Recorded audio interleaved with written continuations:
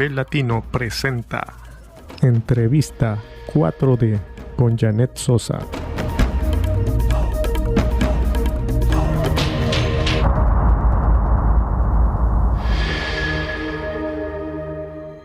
Estamos aquí en Babel Latino con nuestro protagonista 4D y para mí es realmente de emoción, lo digo de todo mi corazón, tenerte aquí. Mauricio Barahona, nos conocimos cuando éramos casi niños, jovencitos, llenos de sueños, llenos de ganas de comernos el mundo como pasa a esas edades en general, pero particularmente con las ganas de cambiar el mundo. Y para mí siempre ha sido una marca el haberte conocido, el haber compartido contigo. Por tanto, bienvenido primeramente y empezamos este diálogo. Gracias Janet.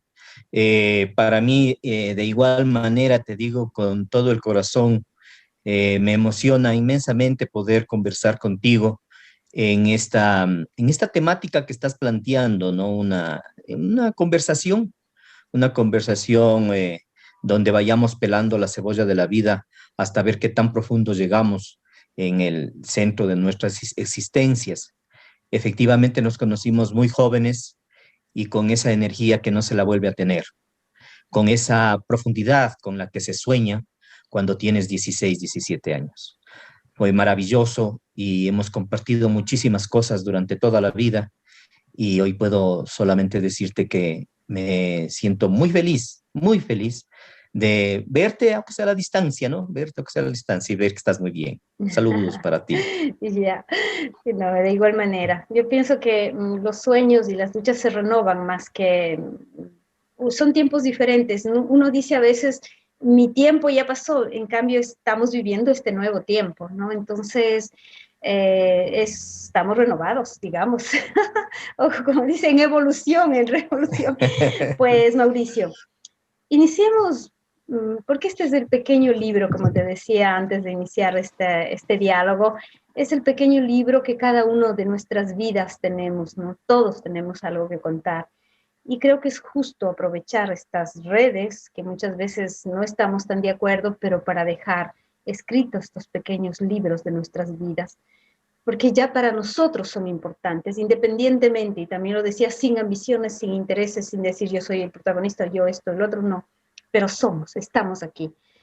Cuéntanos, de tu contexto en ese Quito, ahora sé que vives más apartado de Quito, en un lugar en medio de la maravilla de lo que es nuestra tierra, en medio de la naturaleza, pero ¿cómo fue para ti esa niñez en tu entorno familiar, en tu entorno de barrio? ¿Cómo lo viviste? Bueno, traes a colación un tema que es para mí pasión, ¿no? Yo siento una pasión profunda por Quito. Por varias razones. Primero, porque vengo de una familia por parte de mi madre, porque por parte de mi padre es una familia cuencana, pero por parte de mi madre vengo de una familia súper quiteña en todas sus manifestaciones, en sus costumbres, en sus cosas positivas, en sus cosas negativas, pero quiteños, amamos Quito, yo amo profundamente a Quito, no solo por su belleza arquitectónica, sino por el sentido de la vida que tiene el quiteño. O que tuvo, porque efectivamente, pues a partir de cierta etapa, especialmente la época petrolera, la ciudad de Quito sufre transformaciones arquitectónicas, de infraestructura, pero fundamentalmente también de organización social y de expresiones culturales. Entonces, yo, el primer recuerdo que tengo es reconocer mi ciudad, porque yo vivía en un barrio más o menos central, vivía cerca de la Escuela Espejo, vivía a 3 cuadras de la Escuela Espejo, y mi mamá y mis tíos y mi no sé quiénes nomás estaban ligados a la Escuela Espejo, estuvieron ahí, fueron profesores, etcétera, etcétera. Así que yo fui a la Escuela Espejo. Y fue el hecho más feliz de bajar a pie por la calle Salinas desde la Río Frío, bajaba a pie por la calle Salinas reconociendo todas esas casas que ahora han cambiado todo, tanto, porque ese barrio tiene ya una dinámica absolutamente comercial, en ese entonces no era así, y llegaba a mi escuela. Así que iba todos los días a pie a mi escuela desde el primer grado. Después, en el segundo grado, ya nos cambiamos al barrio Belisario Quevedo, donde mi mamá compró una casa, y ahí desarrollé toda mi vida, de lo que restaba de mi niñez y mi juventud. Entonces, Quito es eso. Ahora, familiarmente, pues te digo, yo nunca he sentido regionalismo, porque voy a Guayaquil desde que tengo uso de razón. Todos los años hacíamos una peregrinación con mi mamá y mi hermana y nos íbamos en bus a verle a mi papá. Y me acuerdo que en ese entonces los viajes a Guayaquil eran una verdadera travesía. Íbamos en una cooperativa que se llamaba Cooperativa Santa y íbamos por unas carreteras que eran tremendas, ¿no? O sea, digamos, eran unos precipicios brutales y entonces se veían a las vaquitas de este tamaño en el fondo del precipicio y a veces nos cogía la neblina. O sea, eran unas travesías. Entraba a Guayaquil por Quevedo, no había el parque el puente de la Unidad Nacional.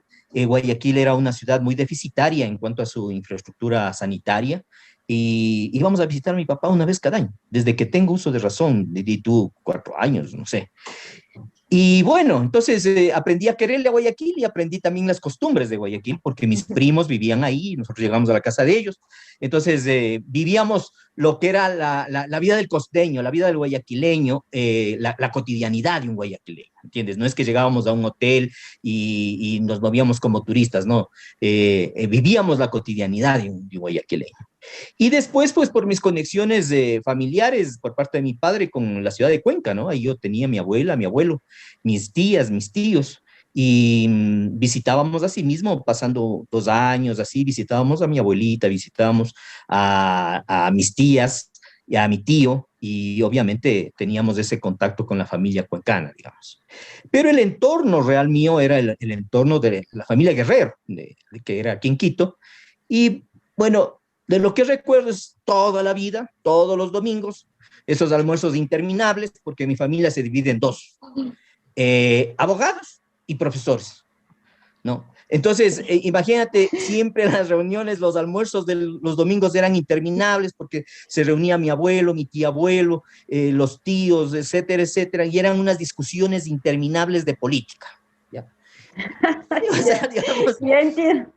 Ya viene ligado a lo que te iba a preguntar después, justamente, ¿dónde nace esta Sí, es en ese momento de la vida, verás, es en ese momento de la vida, porque ya te digo, o sea, en mi casa había domingos donde casi siempre mi mamá, nuestra abuelita vivía con nosotros e invitábamos a nuestro abuelo, porque eran separados, mi abuelo y mi abuela eran separados, venía mi abuelo, Manuel Guerrero Portilla, venía José Enrique Guerrero, y venían otros tíos, ¿no? Edwin Guerrero, Guillermo Guerrero, etcétera, etcétera, y las discusiones eran interminables, ya te digo. Había dos bandos profesionales que eran los abogados versus los profesores, primera cosa. Y segunda cosa, había dos bandos políticos, los socialistas y los liberales, ¿no? Y entonces se armaban unas discusiones interminables sobre los gobiernos, los políticos. Velasco Ibarra y eran irreconciliables, mucho. Imagino, ¿cómo terminaban esos almuerzos? Pero no sabes que verás, ahí creo que también está la semilla de que a mí no me ha gustado esos principismos absolutos, negadores del contrario, ¿no? O sea, porque eso te lleva a una enfermedad que acaba siendo casi espiritual, ¿entiendes? Entonces, no porque eran parientes y siempre, como te digo, como que primaba el afecto de parientes. Entonces, esos almuerzos acababan, ya, bueno, ya. Ah, y el fútbol, ¿no? El fútbol era el tercer tema, ¿no? Unos de la Liga y otros del Aucas, los más jóvenes de la Liga y los más viejos del Aucas, ¿no? Entonces, ya se acababan dando un abrazo y decían, ya, o sea, nadie es perfecto, ya, chao. Y hasta el próximo domingo.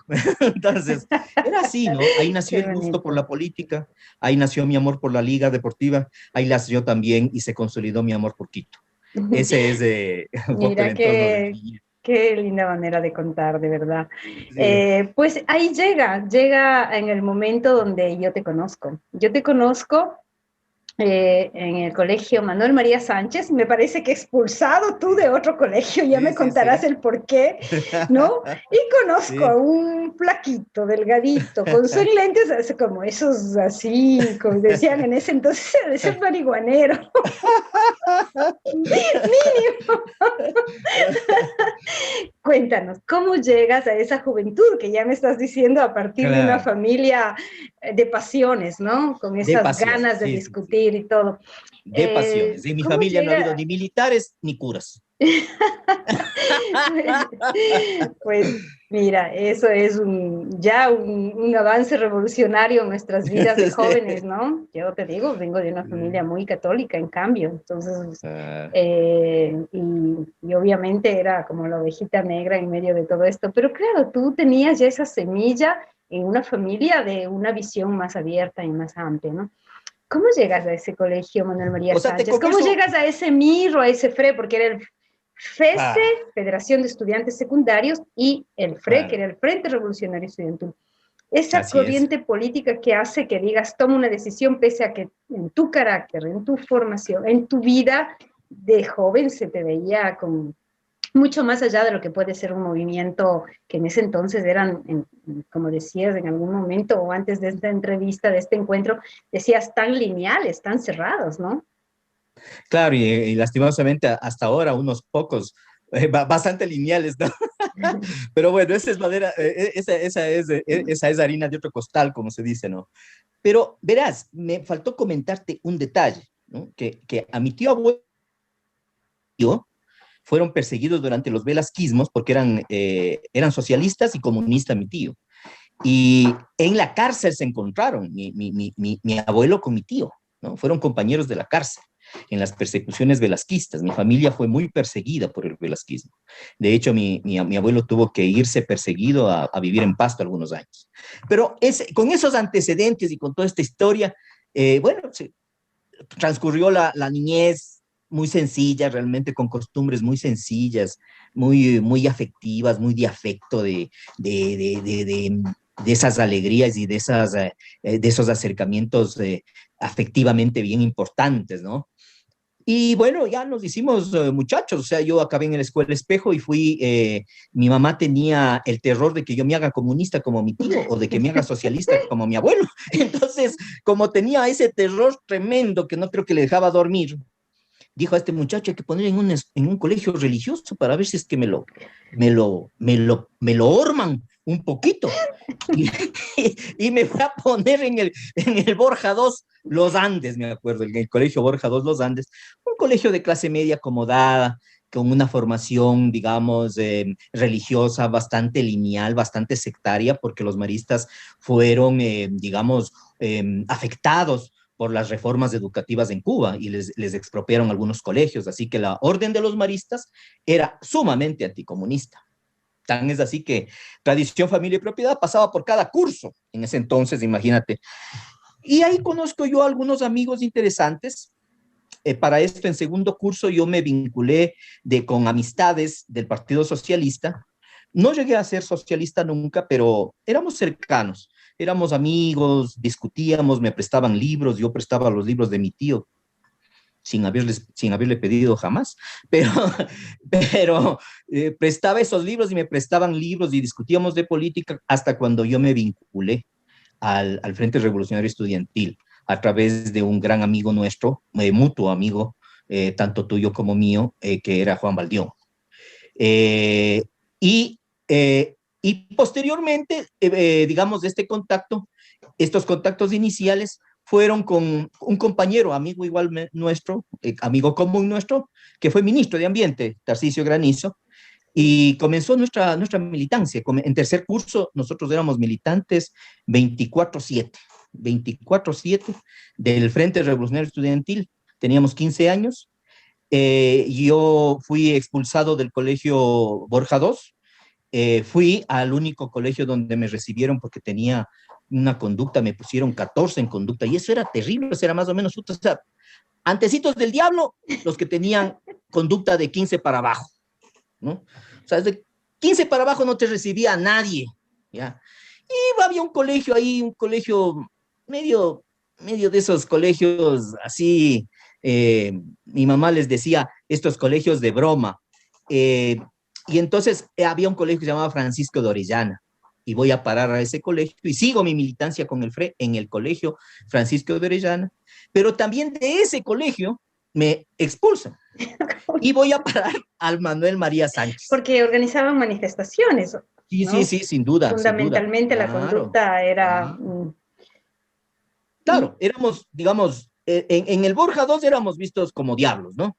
En este otro colegio, en este colegio Orellana, y yo fui visto como un tipo que tenía algún desajuste emocional o psicológico, ¿no? Porque como que no cuadraba, era un colegio de gente que no estaba en nada, no, que estaba en la marihuana, era puro... Lo que yo dije. Ese colegio, y nadie hacía política, ¿no? Pero había este grupito que fuimos formando y nos fuimos vinculando a la FES. Y ahí conocimos a los amigos comunes que tenemos, ¿no? Ahí conocimos a los amigos comunes que tenemos y comenzó esa militancia. Y eso fue muy enriquecedor porque yo pude recorrer varias provincias con Fausto Basantes, convenciendo a los presidentes de los consejos estudiantiles de que se afilien a la FESE y de que asistan a la Asamblea Nacional o Congreso Nacional, no recuerdo, de la FESE. Ahí me acuerdo de gente como Francisco Martínez, que era secretario de la FESE, me acuerdo de gente como tu hermana, me acuerdo de Pedro Ricardo Pérez, Merino. me acuerdo de Ricardo Merino, me acuerdo bueno, pucha, un montón de gente que, digamos, con la que tuvimos el gusto de compartir la vida, pero siempre con una tonalidad de alegría, ¿no? Entonces nos dieron un local en la CEDO, nos dieron un local a la FESE, a estos muchachos un poco descarrilados, los socialistas decidieron darnos un local en la CEDO, en el edificio de la CEDO, creo que era la Manaví Flores, algo así. Y bueno, ahí nos dieron un local que en realidad era un pasadizo, donde alcanzaban 3 asientos y un mini escritorio. Y desde ahí actuábamos en los colegios, en las actividades estudiantiles del movimiento estudiantil, y comenzó una militancia que creo que hubo allá una bonita ruptura, ¿no? Porque como te conversaba fuera de cámaras, ahí contactamos con gente de izquierda que no era del MIR, y eso nos permitió observar de que hay otros que desarrollan un montón de cosas muy interesantes, muy chéveres, que son seres humanos además muy, muy agradables, y otros también que no lo son tanto, o que eran igual de sectarios o más que nosotros. Pero siempre había ya este espacio de acercamiento y ahí descubro que siempre hay que pensar en los otros, ¿no? Y eso me impide hacerme sectario. Nunca he sentido sectarismo y creo que la izquierda o las izquierdas son múltiples y son diversas, pero no sabemos dialogar porque tenemos el peso del estalinismo. Lamentablemente, pero no lo sabíamos en ese entonces, nosotros no lo sabíamos. Y te digo que antes de seguir con otros temas, que bueno, llegaremos también a las 4 líneas de la historia, que es otra de las frases tuyas que no lo olvido del documental, y obviamente son mucho más de 4 líneas para nuestras vidas, ¿no? Pero recuerdo yo una vez caminando en un parque, hablábamos del tema político porque estábamos ya absolutamente comprometidos con una militancia bastante rígida, entre otras cosas. Y nos hacían leer obras completas de Lenin, el capitalismo, la Comuna de París, en fin, toda una serie de... y le decía literatura rusa. El primer libro que yo leo es La Madre, no sé cuál tú, porque vienes de una formación de entre abogados y profesores, seguramente tenías más oportunidades de tener una librería y una biblioteca que en mi caso, ¿no? Contigo hablamos de Gramsci y del eurocomunismo en ese entonces. Estamos hablando de fines antes del año 80, 79, sí, 78. Sí. Y para mí me cambia un poco la visión de las cosas. Me cambia en el sentido que digo, pero yo vivo en un mundo donde hay que hacer la revolución a como de lugar, ¿no? Claro. Cuando ya en Europa se daba un paso posterior a lo que fue la Segunda Guerra Mundial y viene como un periodo donde vienen también las socialdemocracias, ¿cómo tú en esa edad y con esa visión logras entender que hay un margen más abierto de lo que nosotros nos poníamos o nos imponíamos? Eso son cosas que para mí fueron claves en los procesos que después se vienen. ¿Cómo lograbas en ese entonces mirar hacia afuera eso? Tal vez una pregunta que no tiene respuesta porque viene natural, pero hay un proceso atrás de eso, ¿no? Hay un proceso. Sí, o sea, yo creo que también están en los antecedentes, ¿no? Porque yo como me amamanté con esas discusiones interminables de socialistas con comunistas, sino que en vez de que esas discusiones interminables se den en la universidad, eran en mi casa. Y después siguieron esas discusiones ya en los espacios abiertos, ¿no? En el movimiento estudiantil, después en el movimiento obrero, y eran esas discusiones eh, siempre polarizando, ¿no? Polarizando, o sea, encerrándose en verdades casi reveladas. Cada sector era dueño de una visión casi revelada, que en realidad me parece que más allá de las razones político-ideológicas que pudiesen haber existido, en realidad era cuidar la clientela, era cuidar los militantes, ¿no? Para que no se vayan a ir a otro lado. Entonces había que sectarizar a la gente, ¿no?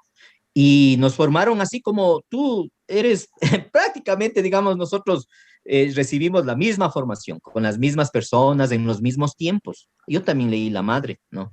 Y me acuerdo que después era el poema de Macarenco y ese tipo Así de se cosas. templó el acero también. Así se templó el acero, claro, claro. Pero efectivamente a mí me gustaba leer otras cosas. A mí, por ejemplo, me gustaba leer Pablo Palacios, ¿no? Que es un escritor fabuloso, fabuloso, es un rompedor de los movimientos clásicos y muy asentados en el país. Pero bueno, no yéndonos del tema, es que la verdad es que siempre tuve mis dudas de que esa acepción absolutamente dogmática, esa forma de entender la transformación revolucionaria en una sociedad, haga la felicidad de los seres humanos. Y yo creo que en el fondo, las revoluciones, los procesos de transformación, tienen que tener como norte final construir espacios de autorrealización del ser humano, con justicia, con equidad, con inclusión, pero sin que exista una grave afectación a la libertad de los seres humanos, a la libertad de escoger, a la libertad de pensar, a la libertad de disentir, a la libertad de acordar, a la libertad de reunirse, a la libertad de prensa, a la libertad de organización. Es decir, no creo en una sociedad posible sin ese conjunto de libertades. Y entonces yo comienzo, no con esta lógica, sino comienzo yo a cuestionarme siempre, no digo, chuta, yo sería feliz en la Unión Soviética que existía en ese entonces, ¿no? Y yo me decía en mi adentro, ¿no? Algo me decía, no creo, no creo. No me gustaría que me digan lo que debo leer o no debo leer, lo que debo pensar o no debo pensar. No me gustaría que sea prohibido disentir desde la militancia con la dirigencia de los partidos, ¿no? Y no me gustaría tampoco la apropiación absoluta de un partido del conjunto de lo que es del Estado. Entonces eso ya me comenzó a alejar un poquito, algo me decía que yo no sería feliz, porque yo le puse la cosa así. En cuanto salió los movimientos que exigieron las transformaciones en Polonia, acuérdate de los sindicatos Solidaridad, Lech Walesa y todo eso, independientemente de lo que haya pasado posteriormente, históricamente con estos movimientos, yo abracé la lucha de los sindicatos Solidaridad. Medio callado, así con algunas personas, pero yo sí abracé con mucha fuerza. Tan es así que un gran dirigente político de este país, siempre le recuerdo con mucho cariño, Telmo Hidalgo, era un socialista, un dirigente socialista. Conversábamos sobre esta cuestión de Lech Walesa y los sindicatos Solidaridad en Polonia, y él era contrario, obviamente, a estas cosas, y como yo era a favor, me puso de apodo el polaco. Entonces, sí, creo que por ahí surgió. Sí, sí, justamente yo diría que a nosotros en nuestra formación tan rígida, pues por decirte, no teníamos claro todo lo que Stalin, o sea, históricamente nos era, o Trotsky, estudiar más de Trotsky, o sea, todo lo que era legado, nosotros teníamos que buscarnos la vida, se puede decir, para mantener esa juventud revolucionaria al mismo tiempo, pero al mismo tiempo que la condición de libertad de pensamiento. Yo te puedo decir, hablándote un poquito de eso, que yo por decirte, a mí no me gustaba la música folclórica, nunca me la gustó, me gustaba el rock. ¿Y cómo yo decía que soy el rock si me decían que soy una pequeña burguesa? ¿Sí? Oyendo, oyendo calladito. En mi casa a veces, cuando llegaban a las reuniones, yo estaba siempre escuchando Pink Floyd o todo lo que era Supertramp, y era supuestamente revolucionario, pero mira, yo sé que ya muchas veces hemos contado de uno u otro modo, pero jamás hemos hablado desde una parte más allá de política, humana, o sea, de esa que estamos hablando justamente a través de este diálogo. Y te decía, llegaremos a las 4 líneas de historia de Alfaro Vive. Tú dijiste así, nosotros seremos así sea esas 4 líneas de historia en este país. Pero también te decía, son más de 4 líneas. ¿Qué te queda? ¿Qué dejó ese proceso de salir del MIR? Un grupo, yo siempre sé decir, fuimos más o menos unos 40. ¿Quién sabe? Fuimos 10 o fuimos menos. ¿Qué sabe? No, o más? sí, fue un buen grupo, fue un buen grupo. Pero a través de Fausto Basantes, que para nosotros será muchos de nuestros, Ricardo Merino también, porque son ahora nuestros hermanos que ya no están. ¿Qué significó toda esta época que fue casi de 10 años en nuestras vidas? Así. Pues sí, mira, ahí hay unas 2 cosas que es importante conversar, porque la gente a veces pierde la noción de que hay que analizar cosas del pasado, pero entendiendo el contexto, porque si no parecen cosas descabelladas totalmente. Y mira, yo creo que pasan varias cosas, ¿no? La una es que nosotros creíamos, nosotros estamos justo en un momento que es un punto de quiebre de la historia ecuatoriana, que es la reapertura democrática del 79. Y el movimiento de izquierda revolucionario donde nosotros militábamos, todavía unido el movimiento, el MIR, a finales del 78, mediados del 78, se da la Guerra de los 4 Reales, una puesta a prueba de la fortaleza del movimiento estudiantil de esa época, y después se da inmediatamente en todo el proceso eleccionario del 79, primero para escoger la constitución con la que se iba a hacer la reapertura democrática, después gana la nueva constitución y con esa constitución la dictadura militar convoca elecciones. Nosotros estábamos militando un poco a espaldas de lo que pasaba en el país. Yo diría que un poco a espaldas de lo que pasaba en el país. Seguíamos militando nosotros así como caballo de funeraria para seguir nuestro rumbo, ¿no? Sin que nada nos perturbe. Y resulta que se da la apertura democrática y la izquierda va dividida en 2 posiciones formales. La lista 9 del Frente Amplio de Izquierda, donde fue por primera vez candidato a la presidencia René Mouget, y el Movimiento Popular Democrático, listas 15, se fue con que fue rector Mena, me parece.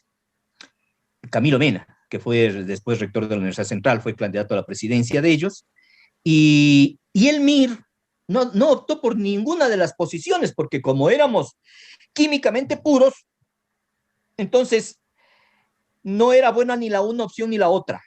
Voto nulo. Y optamos por el voto nulo. Obviamente el voto nulo, imagínate, después de casi 10 años de dictadura militar, 10 años en los que la izquierda invierte todo su esfuerzo y su energía en la organización sindical, especialmente la organización sindical. Cuando se da la reapertura democrática, o sea, digamos, el FADI creo que quedó penúltimo y el MPD último, algo así, no recuerdo exactamente, pero para el caso no bien.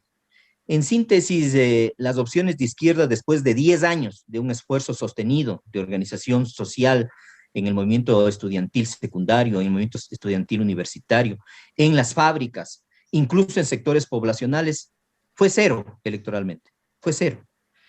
Y se dio la reapertura democrática y nosotros optamos por digamos, por la posición más extrema, ¿no? Pero eso sí pura, 100% pura, que era el voto nulo. Yo no me acuerdo cuántos votos nulos, ni la mamá de nosotros nos hizo caso. O sea, no significábamos nada. En realidad no significábamos nada. ¿Ya? Vivíamos como en un mundo o subterráneo o fuera del mundo. Vivíamos nosotros nuestra exacto. propia, sí. Más allá que caballo, sí. Pues así fue. Y se dio la reapertura democrática en el 79 y gana Roldós y nosotros nos botamos a las calles, creo que desde el segundo día que Roldós se posesionó de la presidencia. Y nosotros estuvimos en combate contra Roldós desde el primer día hasta el día que murió. Es la verdad. Es la verdad. Tal me recuerdo que yo estuve detenida. Claro. Me acuerdo, hicimos una huelga nacional el 81, Claro. si no me equivoco fue el 13 de mayo, y los obreros y estudiantes éramos como siempre, nosotros vivíamos en las calles prácticamente, y a mí Así me es. detienen, y pasé 5 días en prisión, ¿no? Y fue con multa de 500 sucres. Y ahora cuando salí, me Pagaste. esperaban, sí, sí, sí, tuve que pagar para poder salir. Y porque Claro. habíamos roto vidrio, o sea, también Obvio, obvio. hacíamos nuestra... Así es, nosotros estábamos Claro. siempre en la oposición. En la oposición de todo, ¿no? En Pese la a que oposición Roldós extrema.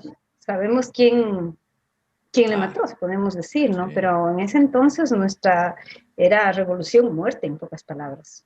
Claro. Y una revolución, digamos que en la realidad, no es que en realidad ni convocaba ni enamoraba a los sectores populares, porque el MIR no dejó nunca de ser hasta el año 79, que se parte en dos, eh, una, casi una secta, ¿no? Casi una secta política muy extrema, y se parte en dos, justamente por esa rigidez. Acuérdate que el 79 se da la última asamblea en donde se sella el 79 o inicios del 80, no recuerdo bien. 80, me imagino que fue a los 80. Sí, ¿no? Fue una asamblea en donde ya se partió definitivamente el movimiento de izquierda revolucionario y quedaron unos que eran los oficiales, que les pusimos de apodo los oficiales, no sé por qué les pusimos oficiales, porque hasta donde yo sé éramos extremos, pero todavía no había grados militares. Entonces, pero les pusimos los oficiales porque representaban, digamos, la línea dominante en el movimiento de izquierda revolucionario, y nosotros los llamamos los críticos, ¿ya? Y así en función Qué de lindo ese recuerdos que me... autoapodo. Para Claro, nosotros era la cosa entre vida o muerte, la cosa más seria, claro, pero ahora, claro, ahora te hace reír que hasta los nombres, nosotros éramos los claro, críticos, tienes razón. claro. Nosotros éramos los críticos y entonces nosotros estábamos buscando a todos los compañeros que en algún momento fueron críticos con la dirección nacional o con la mayoría de la dirección nacional del movimiento izquierdo revolucionario, que efectivamente esa dirección también se quebró en dos. Y entonces con Fausto y con Ricardo nos dedicamos a ir a visitar a todos los compañeros de las distintas estructuras que nosotros conocíamos. Eh, y visitamos a estructuras fuertes, ¿no? Había, por ejemplo, por decirte algo, había bastante gente en el Mejía, ¿no? Entonces, ese colectivo del Mejía era un colectivo fuerte que tenía otros colectivos alrededor, el colectivo del Manuel María Sánchez, que nunca le logramos convencer que venga con nosotros, y así, ¿no? En realidad salimos del movimiento izquierda revolucionario como movimiento crítico, digamos, del MIR, entre las cuales que yo recuerdo que señalamos es justamente ese exacerbado formación dogmática y sectaria, y ese discurso extremadamente ideologista que nos hacía que nos alejemos de las gentes, ¿no? Que la masa no sabía qué eran esto de los burgueses, ¿no? Entonces, eh, y queríamos imponer unas consignas absolutamente traídas de los cabellos, ¿no?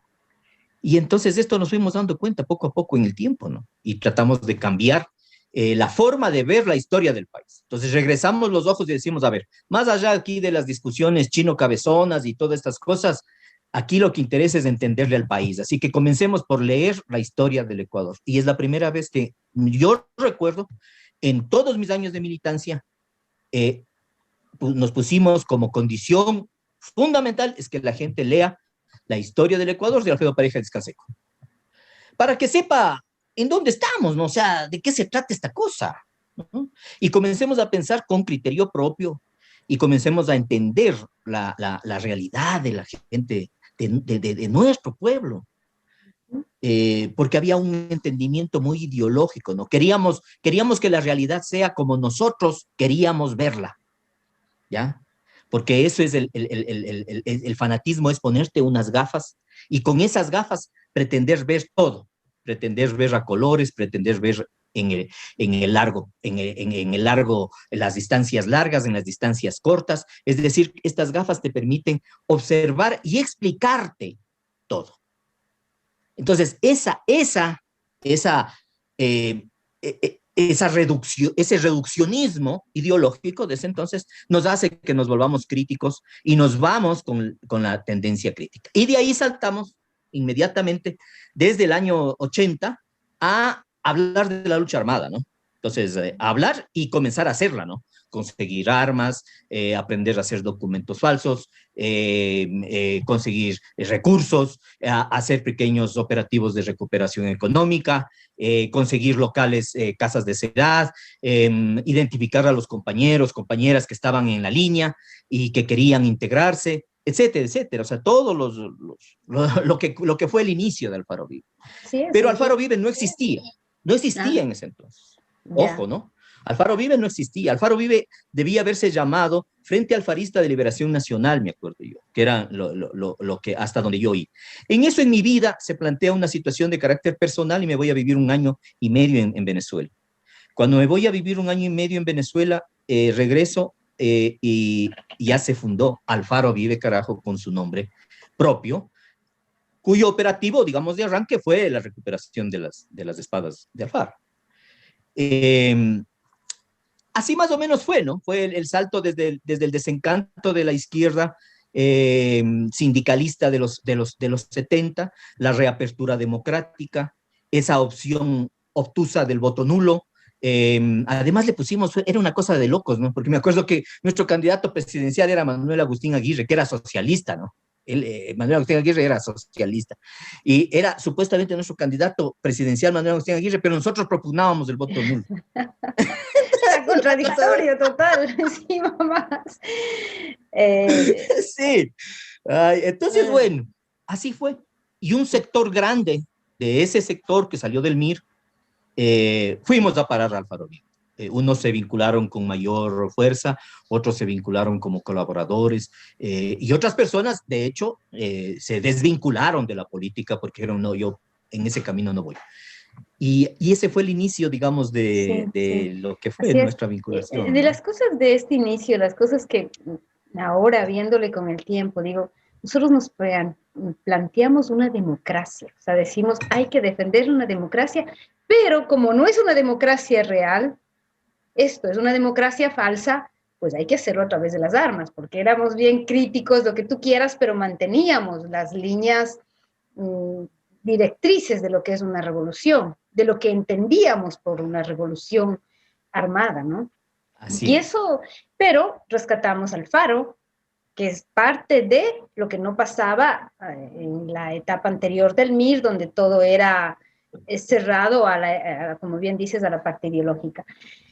Yo, más allá que contar, porque ya te digo, del tema de ABC hemos hablado en diferentes contextos, sin embargo, una de las cosas que yo me había dado cuenta en todos estos largos años, que nunca nos hemos hablado entre nosotros. Tenemos como un cierre a contar cosas desde nuestro punto de vista, desde nuestras vivencias, porque no nos contamos entre nosotros. Contamos, quién sabe, para un libro hecho de testimonianzas hechas desde nuestras vivencias, existe muy poco, por eso está bien que cada uno escriba también su libro. Pero ¿cuál sería para ti así como, y por eso vuelvo y repito esas 4 líneas, ¿qué te quedó? ¿Qué fue después de esa época tan dura, tan intensa, pero al mismo tiempo yo, desde mi punto de vista, tan increíblemente hermosa? Pues, a ver, antes de responderte esto, te quisiera adelantar una idea central, ¿no? Creo que la vida nos dio la oportunidad de tener un sueño insustituible. Un sueño tan grande, tan profundo, pero que te genera un vacío cuando estas posibilidades se acaban. Estoy hablando de el amor por las grandes transformaciones, ¿no? Es el amor por la revolución. Pero antes de esto, yo te quería comentar 3 cosas. La una, yo me vinculo al Alfaro Vive porque efectivamente en el manifiesto público más importante que fue la toma del periódico Hoy, se señala claramente que nosotros recuperamos el espíritu de la democracia y creemos que la democracia llevada a su fin último es en sí una revolución. La democracia no es un valor de la burguesía, ni de la oligarquía, ni de nadie. La democracia, desde el punto de vista del pensamiento formal de la ciencia política, obviamente que es un valor que se genera como un valor del pensamiento político inicialmente de la burguesía.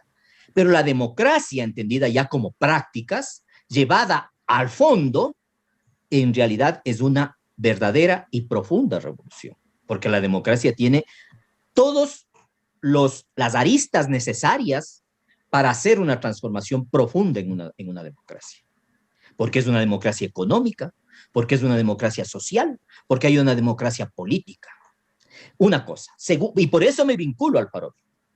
Si es que me hubieran llamado a la construcción de un Estado socialista de partido único y de esas cosas así rígidas, no hubiera ido nunca. Créete.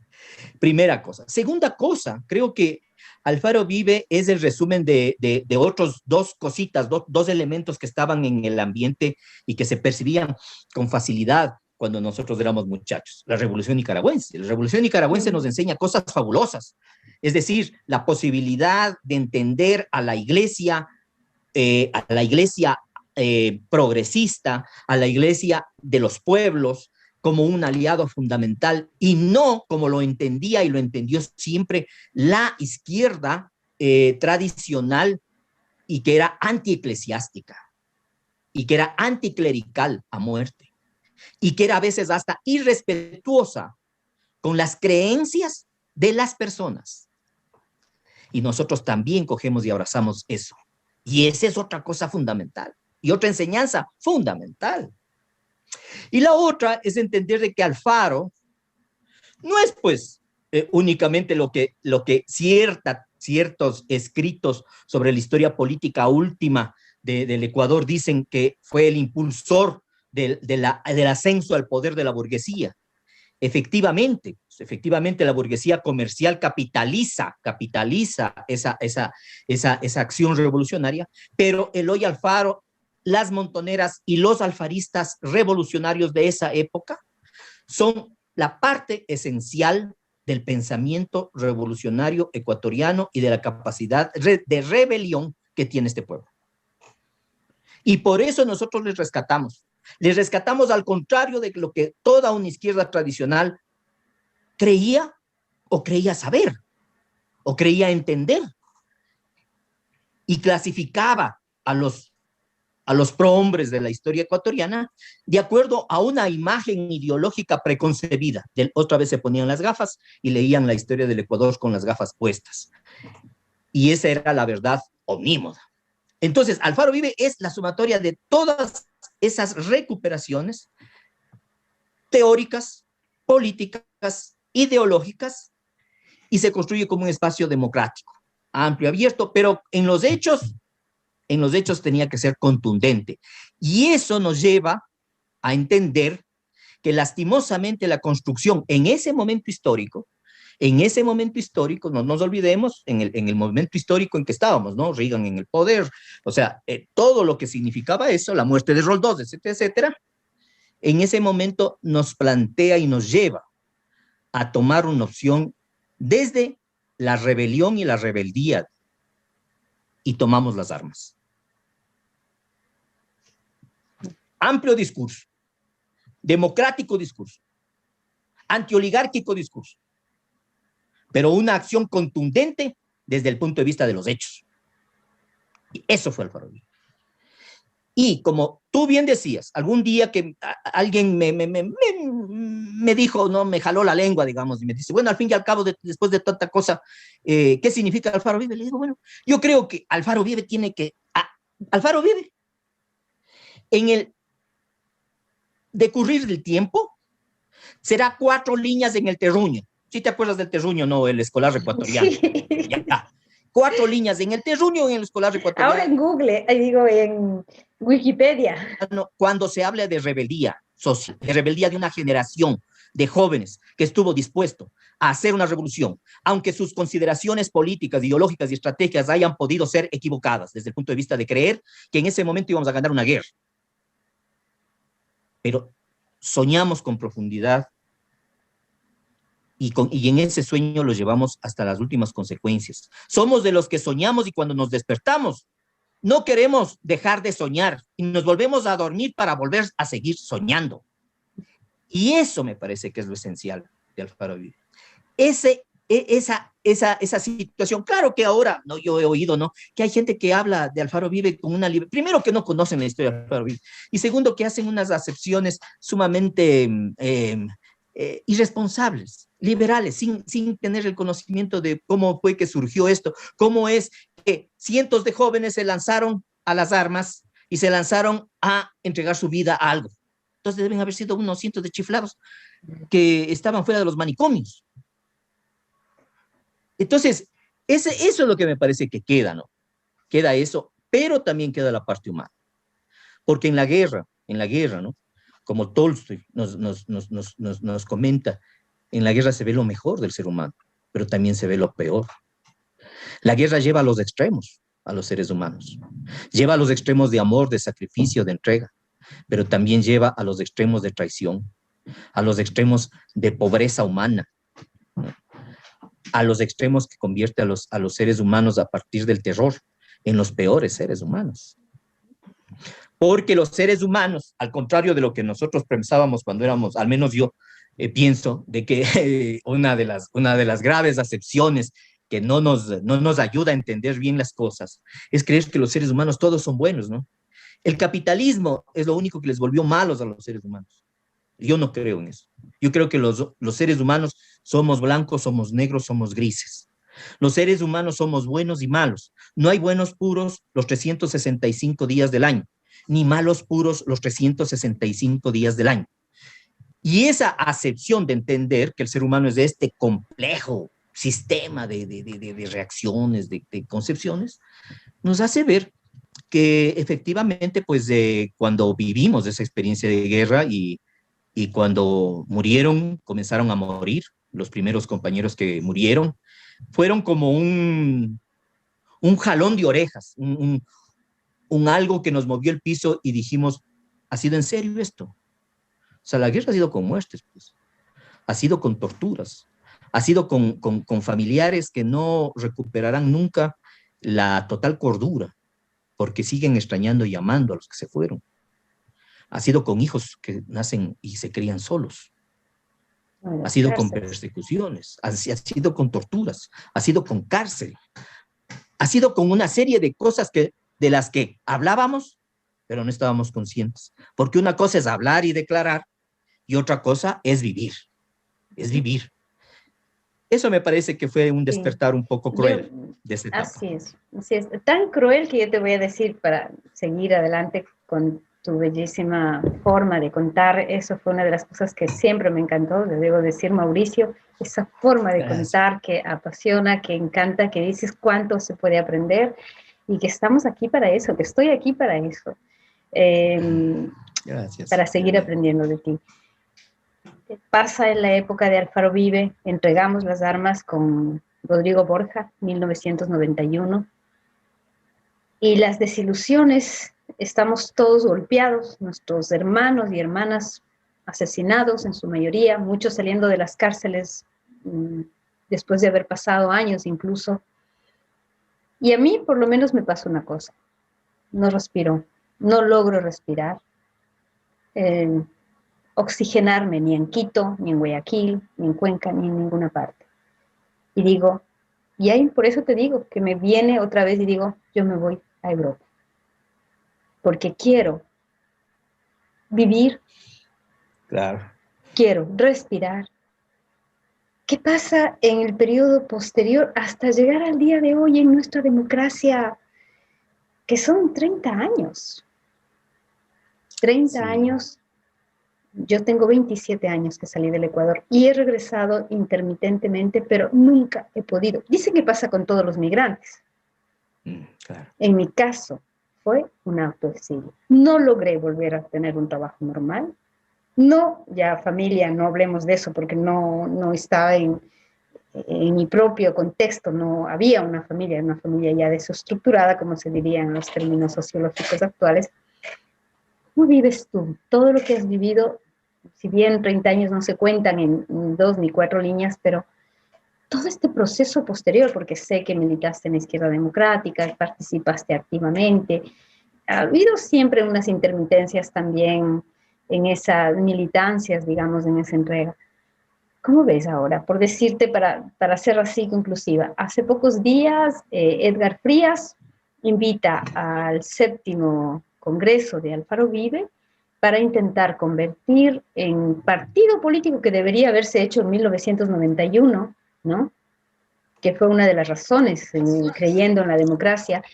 Ya te digo, es un tema bastante político, pero no deja de ser humano, que es lo que quiero rescatar y que ya lo has dicho también tú. O sea, la razón fundamental de todo esto es también temas espirituales que entran en juego, ¿no? En todo, en lo que parecería solo eventos unos tras otros que después serán contados en la historia, en el terruño o en cualquier otro, porque ahora, como te decía, tenemos el Wikipedia que todo lo reduce al mínimo indispensable. Pero estamos aquí para eso, para contarnos entre nosotros cómo he vivido todo eso, todo ese proceso posterior. Yo no podía, por decirte, saber que mis compañeros que antes, Fausto Basantes, Ricardo, eran un referente y tantos otros, pero eran unos referentes que ya no les iba a ver nunca más, ¿no? Entendiendo, yo soy una que la muerte, digo, es parte de la vida.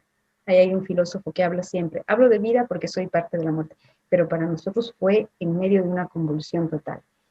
¿Cómo has vivido todos esos procesos? Y también, como te digo, no tanto en la parte política, que es importante, pero también en la parte humana, hasta llegar a lo que estamos ahora, en nuestro Claro. triste país, adorado y triste país.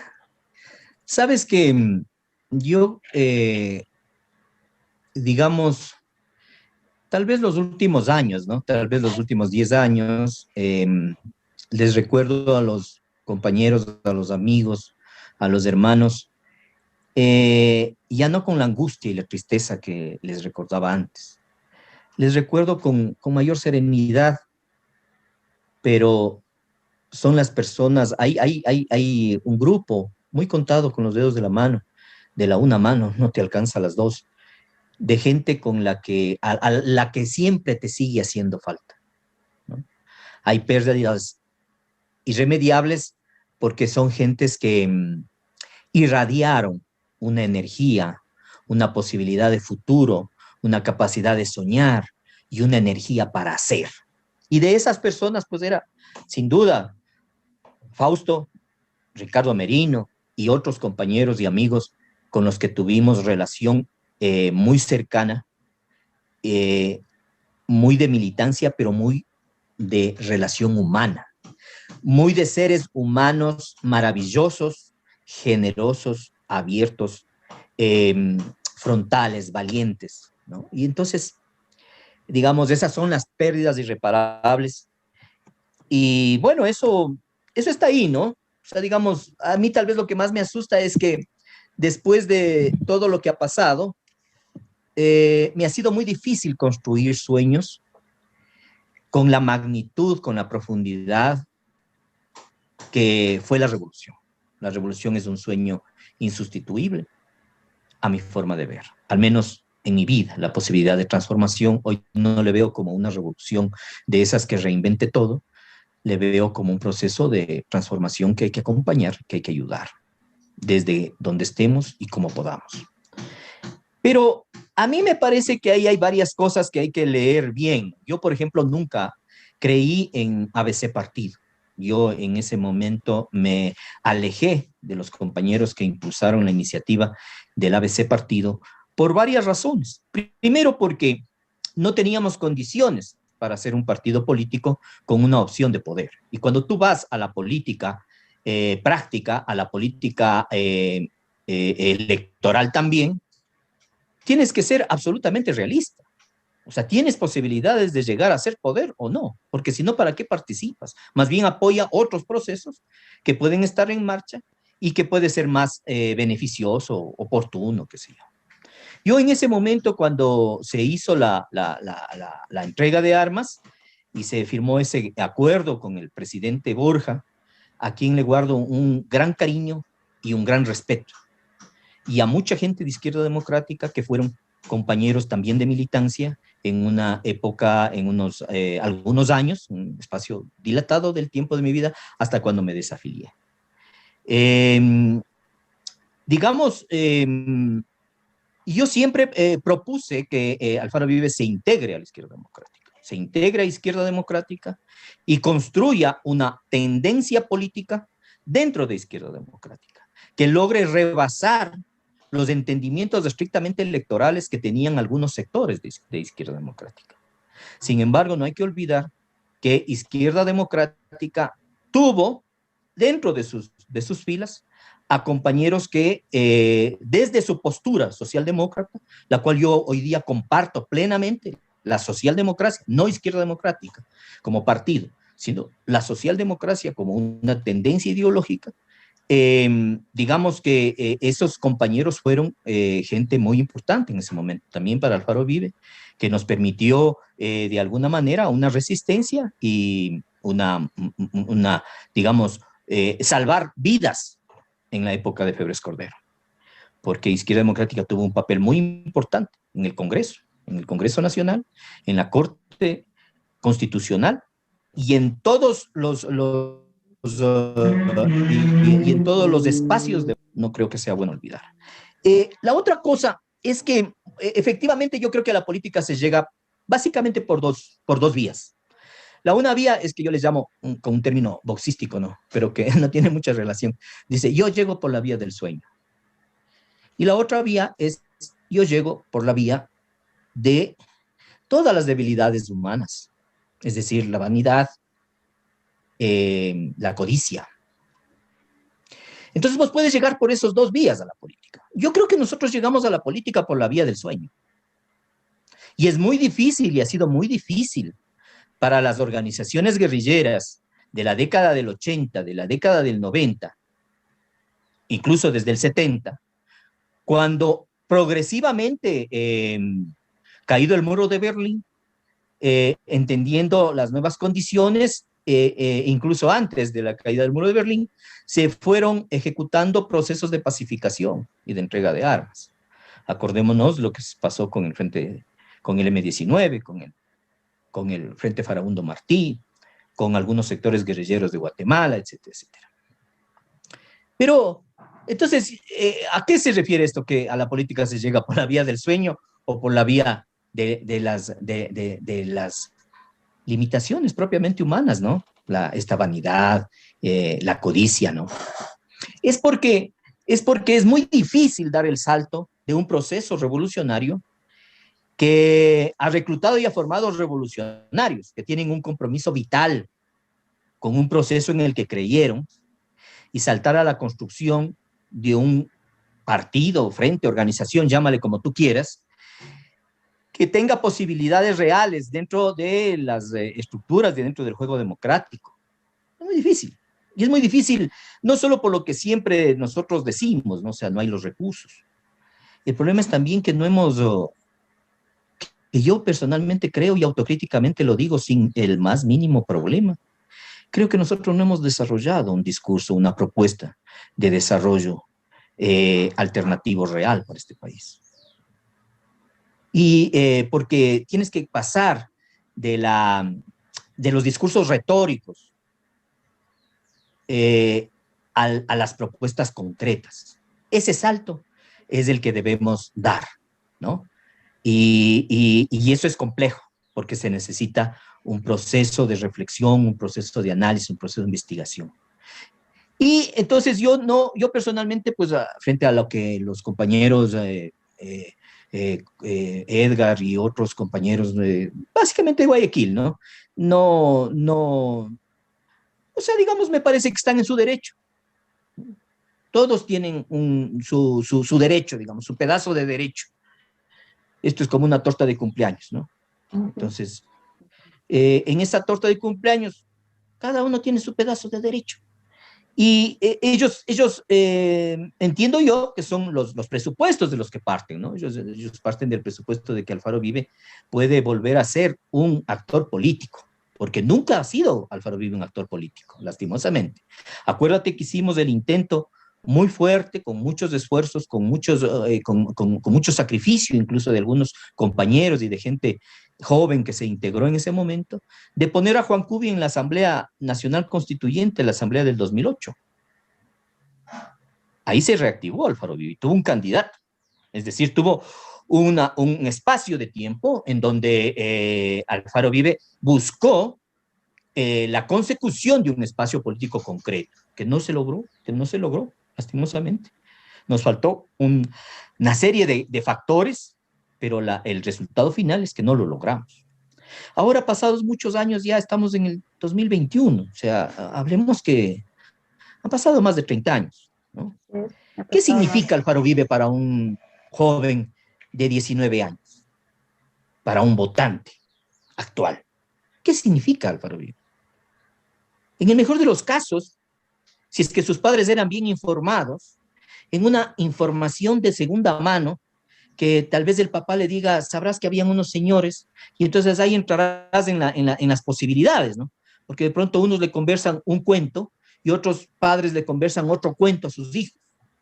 En síntesis, creo que quienes están en esta idea de reactivar a esta estela, que está un poco claroscura, ¿no? Que se ha ido difuminando en el tiempo, que es Alfaro Uribe. Sin contar las divisiones. Sin contar, además, las incoherencias, ¿no? Porque realmente en esa película que hizo Isabel Dávalos, donde dice del sueño al caos, creo que sí le retrata bastante bien Alfaro Uribe por una razón, de lo que después pasó, ¿no? Por ejemplo, frente al correísmo, dentro del Alfaro Uribe han existido 3 o 4 posiciones, ¿no? Y entonces, digamos, ¿de cuál Alfaro Uribe estamos hablando? ¿De cuál? Y decía Primera 4 cosa. gatos y divididos. Claro, 4 gatos divididos en 4, ¿no? Y entonces, además, mira, y esta parte es una parte que tal vez a algunos les disguste que yo lo digo con toda tranquilidad porque lo puedo sostener. Creo que Alfaro Uribe no tiene las más mínimas posibilidades electorales, excepto de que pudiera en el futuro hacer algún tipo de alianzas. ¿Por qué razón? Porque los votantes actuales, porque cuando vos hablas de partido legal, hablas de hacer un partido, estás hablando de hacer un partido para las elecciones y para ganar elecciones. Y estás hablando de 3 cosas fundamentales. Candidatos que puedan presentar un discurso coherente en la opinión pública. Estás hablando de una organización política que te permita sostener el trabajo de una militancia y ampliar ese trabajo de una militancia hasta convertirte en una opción efectiva desde el punto de vista electoral. Y necesitas también recursos para poder hacer eso. Independientemente de esto, yo les deseo lo mejor. A esos compañeros que han adoptado esa posición, les deseo lo mejor. A los que no han adoptado y han adoptado otras, también les deseo lo mejor.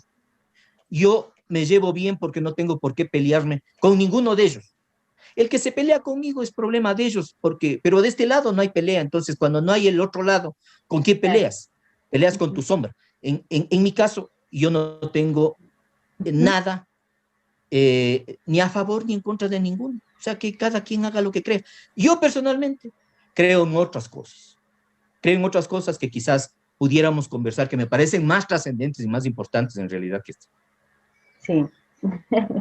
Pues eso depende de ti, si quieres que sigamos conversando de esas otras cosas que son para ti importantes. Pero para mí también hay una parte importante en tu historia, porque es tu historia la que estamos contando. Y en el contexto político, histórico, lo que tú quieras. ¿Cómo ves ahora tu vida, ¿no? Desde la perspectiva incluso de que ya eres abuelo, siempre lo estás diciendo, desde que somos ya abuelos. Sí, somos abuelos. Que hemos pasado también desde el punto de vista aventureros tal cual como lo somos, creo que lo seguimos siendo, pese a que las circunstancias han cambiado. ¿Cómo logras ver, no digo de satisfacción, no sé, de lo que tú quieras, pero esa perspectiva, esa dimensión que ahora nos hace ver, creo que diferentemente, ¿no? ¿Cómo la ves tú? Pues yo te debo decir que, a ver, hay muchas veces, muchas madrugadas, yo vivo en el campo, vivo cerca de Quito, pero en una zona muy rural, totalmente rural. Eh, y en la mañana, a las 4:30, 5 de la mañana, me despierta el cantar de los pájaros. Mi abuelita escuchaba a los pájaros. Me decía, vea niño, ponga atención. Mire usted cómo cantan los pajaritos. Ese es el lenguaje del Señor, sabía decir mi abuelita. Mi abuelita era liberal, pero era creyente, ¿no? Yo no tengo un credo político, un credo religioso en concreto. No me lograron heredar eso ni mi abuela, ni mi madre, ni nadie de mi familia. Pero tampoco soy un ateo. Yo creo en una fuerza superior. Creo que hay un gran arquitecto del universo que organiza de alguna manera las distintas expresiones de vida. Y cuando yo me pongo a pensar en esas cosas y veo uh, en dónde estoy, con quién estoy, en qué sitio y de qué cosas he logrado disfrutar, he logrado sobrepasar unas crisis de mi salud muy complicadas. Estamos en eso. Estoy seguro que voy a lograr pasar esta situación. La he pasado en parte y me siento muy agradecido con la vida, muy agradecido con la vida. Porque primero he conocido gente maravillosa, entre esas te cuento a ti, siempre entre las personas maravillosas que la vida me puso en el camino para enriquecer este jardín de flores que debe ser el corazón humano, estás tú. Están los que se fueron, están los que hoy están alrededor de mi vida. Tengo 4 hijos, tengo un solo nieto, me encuentro muy feliz, no me encuentro con ninguna amargura. No me siento dueño de ninguna verdad revelada. Por lo tanto, puedo discutir con absoluto respeto y con una gran apertura, creo yo, con cualquier persona, sea de la tendencia política que sea, incluso con los que nosotros creemos que están en un bando irreconciliable. Con los únicos que no podría yo discutir, ni creer en la posibilidad de ningún acuerdo, es con los sectores fascistas, con los que no creen en la libertad, con los que no creen en todas las libertades, en las libertades sexuales, en las libertades espirituales, en todas las libertades, políticas, sociales, económicas, en todas las inclusiones, ¿entiendes? Uh-huh. Con todos se puede dialogar y llegar a acuerdos de diferente nivel y profundidad. Y entonces, ¿qué te diré? Estoy feliz de estar aquí vivo. Cuando yo caí preso, creo que era uno de los pocos compañeros que llegamos a la cárcel y estaba contento porque dije, bueno, hasta llegué, porque al fin y al cabo, estar preso en ese momento era una bendición. Estás vivo. Sí, vivo. La verdad que sí. Lográbamos, decíamos, nos salvamos, ¿no? Sobrevivimos a esto. Yo solo te hago un pequeño punto que no vamos a profundizarlo. Por decirte, cuando yo supe que Correa habló con Lasso y habló con Nebot, yo no podría hablar con Nebot. Nebot era uno de los que coordinaba los escuadrones de la muerte, sí. Y ya no así por es. Política, ya exacto. Por un tema de... Claro. Es otra cosa, ¿entiendes? Yo no así podría. Es. O sea, no así podría. Es. Después, evidentemente, el mundo está en estos momentos en extremas derechas, aquí en Europa está pasando, ¿no? Claro. O las extremas izquierdas, que a nosotros nos querían decir que nosotros nunca fuimos de una extrema izquierda, ya éramos un movimiento en democracia, jóvenes que buscábamos la democracia a fondo, como tú la has analizado. Mira, por esta vez vamos a dejarle estos temas que querías para el programa Bebé Latino. Te invitaré para el programa. Con gusto. Me encantaría que me des 3 libros que hayas amado, ¿no?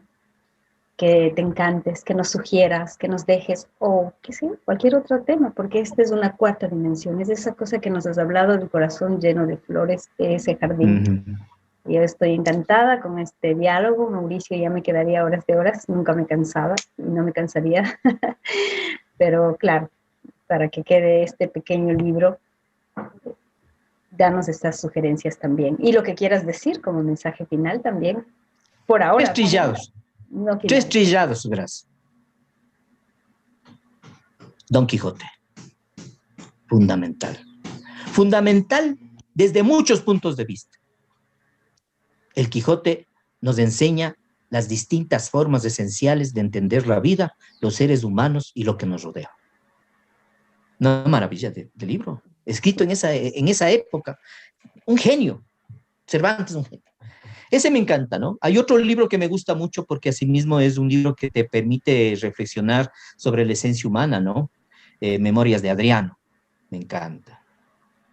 Me encanta porque es un libro que si tú lo lees analíticamente, te das cuenta cuánta sabiduría te puede dejar una persona que vivió a profundidad el tiempo que le tocó vivir y que lo único que quiere es dejarte unas 2 o 3 advertencias para que no cometas las mismas torpezas que cometimos.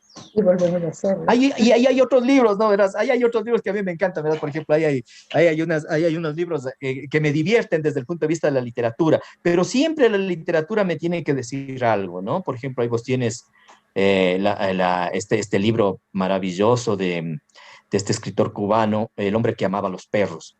Ese es un libro bien interesante, ¿no? Ahí tú le entiendes al estalinismo y le entiendes el daño tremendo que hizo esa forma de percibir el mundo en blanco y negro. Así es. Y así hay otros libros que me divierten mucho. Por ejemplo, hay un libro, ¿no? de Vargas Llosa que dice de la historia de la niña mala. No me acuerdo exactamente cómo se llama el título. Es buenazo porque es de una persona, de una mujer guapa, ¿no? Inteligente, pero con una capacidad de maniobra en la realidad de la vida, en esta gimnasia del día a día, brutal, ¿no? Y así, yo tengo muchísimos libros que me encantan. Como oigo música de todas partes del mundo. Oigo desde música clásica y puedo oír bachata, 3 canciones de bachata. Hasta ahí nomás llego, ¿ya? Pero paso por todas, ¿no? O sea, paso por todas. Boleros, tangos. Me encantan los tangos porque recuerdo de mi madre. Mi madre nos hacía arreglar la casa los días domingos y limpiar la casa cantando tangos. Era una cosa maravillosa. Y entonces me transportan los tangos a eso. Los valses peruanos son una maravilla. Me encantan los pasillos antiguos. Me parecen una cosa fabulosa.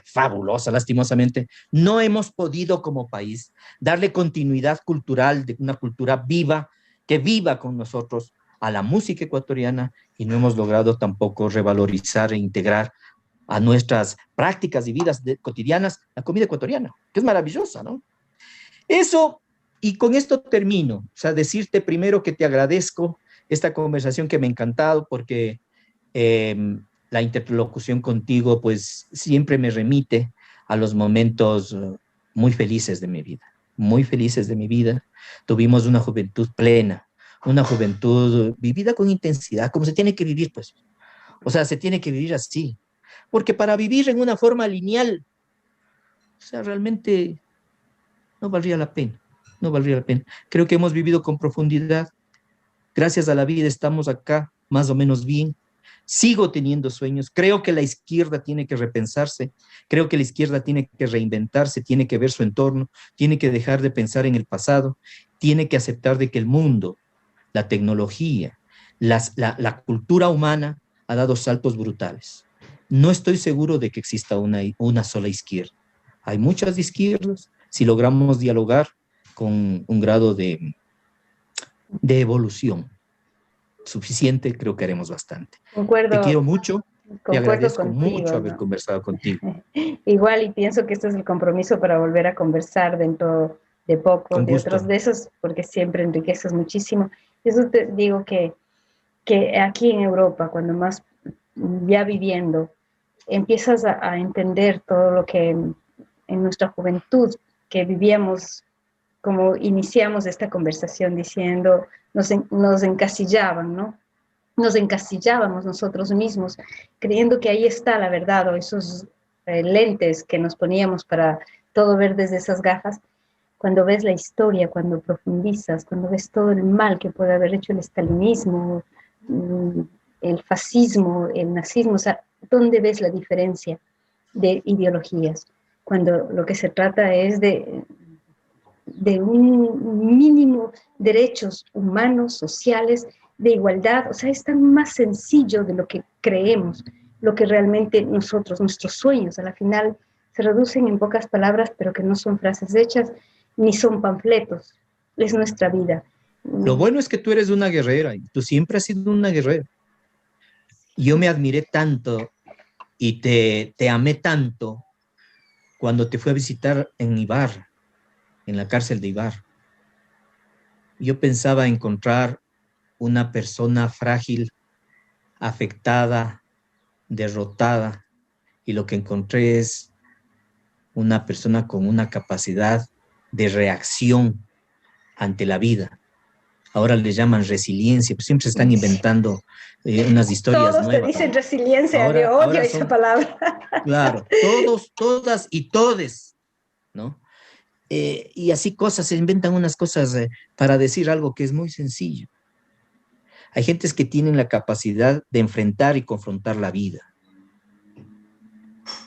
Esas personas que pueden ser la persona que vende las frutas en la esquina, esas son las que dan un testimonio de vida a todos los demás que estamos derrotándonos por otras cosas, que estamos viendo las cosas todo oscuras, todo tristes, todo.